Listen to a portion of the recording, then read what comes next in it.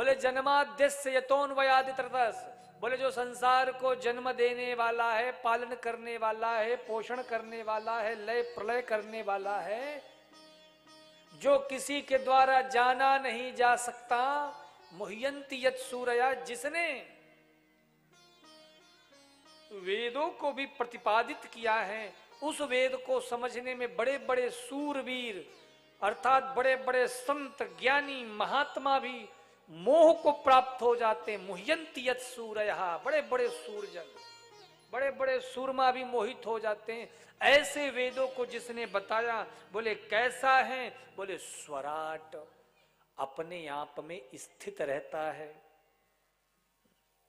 अरे भैया, जो श्वास भी तुम लेते हो वो भी उसी की मर्जी से ले रहे हो, जो अपने ही आप में प्रतिष्ठित रहता है।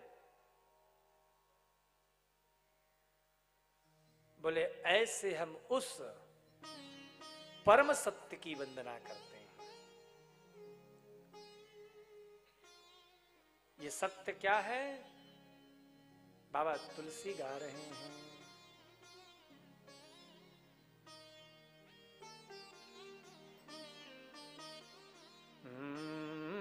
धर्म में न दूसर, सत्य समान, आगम निगम पुराण बखाना, धर्म न दूसर। सत्य से बढ़कर के कोई धर्म है ही नहीं, इसीलिए इसको सत्य सनातन धर्म कहते हैं, जो सबसे पूर्व भी था, मध्य में भी है और अंत में भी है। ऐसा यह सत्य है। सत्यम परम धीमहि, उस सत्य को हम प्रणाम करते हैं, उस सत्य की हम वंदना करते हैं। कई लोग क्या कहते हैं पता है? हाँ महाराज, किसी को अच्छा लगे या बुरा लगे, पर हम तो सच कहते हैं, और सच तो कड़वा होता है। आपने ऐसा कहते सुना होगा। एक बात बताएं, सत्य कभी कड़वा होता ही नहीं है। कई लोग कहते हैं नहीं महाराज, हमारी बात लोगों को बुरी लग जाती, पर हम तो सच कहते हैं, सच बोलते हैं। अरे हम जानते तुम हरिश्चंद्र की कितने बड़ी आत्मा हो। सत्य कभी कड़वा नहीं होता है, हम उसे कड़वा बना देते हैं। आप क्या बोल रहे हो ये महत्वपूर्ण नहीं है, पर आप कैसे बोल रहे हो ये महत्वपूर्ण है। आप कहां से बोल रहे हो ये महत्वपूर्ण है। इसलिए सत्य बोलो। सत्यम ब्रूयात प्रियम ब्रूयात न ब्रूयात सत्यम अप्रियम। सत्य बोलो पर प्रिय सत्य बोलो। ऐसा सत्य मत बोलो जो किसी दूसरे को पीड़ा दे, किसी और को कष्ट दे।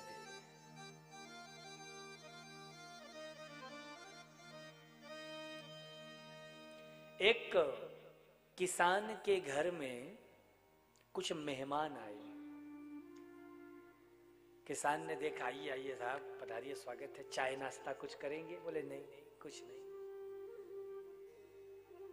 चिट्ठी थी, छोरी का ब्याह था, निमंत्रण देने के लिए आए हैं, अभी फुर्सत नहीं है। बोले अरे महाराज कैसी बात कर रहे हैं, पहली बार आप हमारे घर आए हैं, मेहमान हैं आप, कुछ तो खा के जाइए। बोले अभी नहीं, एक काम करिए, अच्छा कुछ नहीं तो ऐसा करिए, जलेबी खा के जाइए। जलेबी खिलाओगे आप? बोले ठीक है, जलेबी खा लेंगे। अब इधर दुकानदार, वो जो किसान था, उसने अपने बेटे को बुलाया, 50 की नोट पकड़ाई, जाओ बेटा जाके दुकान से आधा किलो जलेबी लेकर के आओ। गरम गरम जलेबी लेके आना। जाने लगा तो फिर से रोक लिया, बोले गरम गरम लाना, ठंडा नहीं होना चाहिए। हमारे बड़े प्रिय मित्र हैं ये। बेटा गया तो हलवाई जलेबी बना रहा था। जलेबी जानते हो ना कैसे बनती है? तो कड़ाही में जलेबी बढ़िया,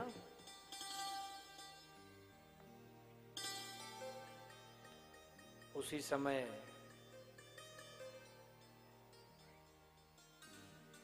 जलेबी निकाली गरम गरम पका के, और जब शक्कर की चाशनी में जलेबी डुबोने लगा तो बालक ने हाथ पकड़ लिया।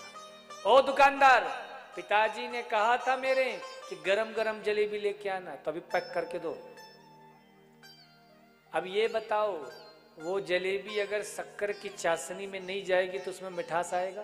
बोलो, रस आएगा, स्वाद आएगा?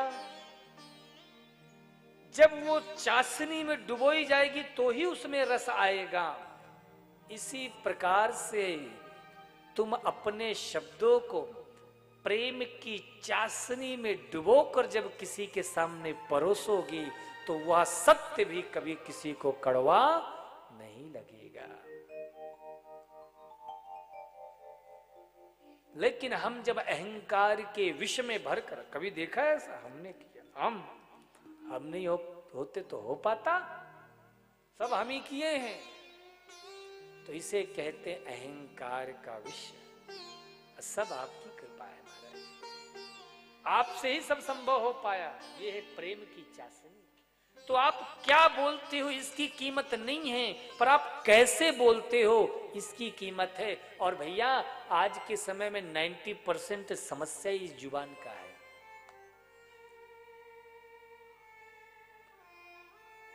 आज के समय में 90% रिश्ते जो खराब हो रहे हैं लोगों के, केवल इस जुबान की वजह से। कोई भी सोचता है हम कैसे किसी की सुन लें, किसी की कमाई खाते हैं क्या? सब सुनाना चाहते हैं, सुनना तो कोई चाहता ही नहीं है। मैं देख रहा हूं यहां पे भी कितने लोग बैठे बैठे सोच रहे हैं, काश एक बार ये महाराज जी वाला मैकुआ हमको मिल जाता। ऐसा बढ़िया प्रवचन देते हैं कि चित्रकूट वाले महाराज जी भी फेल हो जाते। तो सुनाना हर कोई चाहता है, पर सुनना कोई नहीं चाहता है। इसीलिए कहा गया, कौवा किसका क्या हरे, कोयल किसको क्या देती है, मीठे मीठे वचन सुनाकर सबको वो अपना लेती है। इसलिए शब्दों का चयन बहुत जरूरी है। तो सत्यम परम धीमहि, सत्य की वंदना कर रहे हैं।